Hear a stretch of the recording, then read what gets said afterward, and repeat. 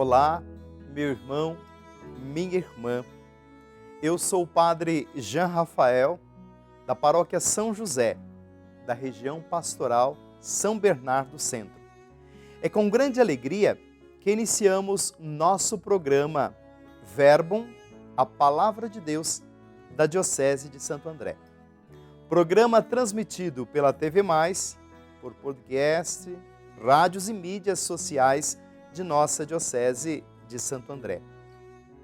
Neste dia 4 de julho, da 13ª semana do Tempo Comum, meditaremos o Evangelho de São Mateus, do capítulo 8, versículos de 23 a 27. O Senhor esteja convosco, Ele está no meio de nós. Naquele tempo, Jesus subiu na barca e seus discípulos o seguiram.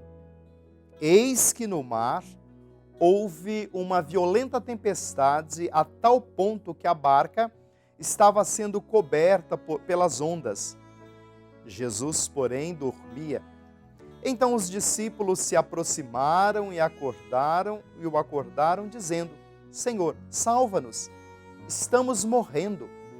Jesus lhes disse: por que vocês estão medrosos, tão fracos na fé? Então, levantando-se, ameaçou os ventos e o lago, e houve grande calmaria.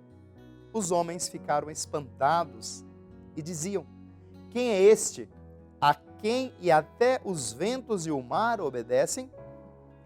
Palavra da salvação. Glória a vós, Senhor. Estimado irmão e irmã, nesse dia queremos observar, de acordo com o texto do Evangelho de Mateus, capítulo 8, nesta narrativa, uma fé firme. A cena da tempestade acalmada retrata a vida dos discípulos às voltas com dificuldades e os desafios que a sua opção comporta. É importante observarmos que engana-se quem imagina poder seguir o Mestre Jesus Cristo diante desta grande proposta na mais perfeita tranquilidade, sem correr o risco de enfrentar as perseguições e contrariedades. Veja, o que o Evangelho propôs é justamente que nestas horas de grandes dificuldades é preciso recordar-se que Ele está presente, que Jesus está conosco, sempre pronto a impedir que seus discípulos venham a sucumbir-se, a morrer-se, porque Jesus dá o respaldo da vida e a garantia da vida eterna. Uma leitura simbólica, por exemplo, do texto bíblico, permite-nos tirar algumas lições para a nossa vida. O fato de entrar na barca com o Mestre corresponde-se embarcar-se na vida dele. Se alguém quer me seguir, renuncie a si mesmo, tome sua cruz a cada dia e siga-me. Portanto, a barca simboliza a igreja, a comunidade dos que aderiram a Jesus Cristo, dispostos a partilhar sua missão e o seu destino. A tempestade, como um outro símbolo, ela aponta para as grandes crises a que a igreja é submetida, a minha vida, a sua vida, a nossa vida, nossas famílias, ao longo da nossa existência, de forma a provar a autenticidade da fé dos discípulos, sua e minha, em nosso dia a dia.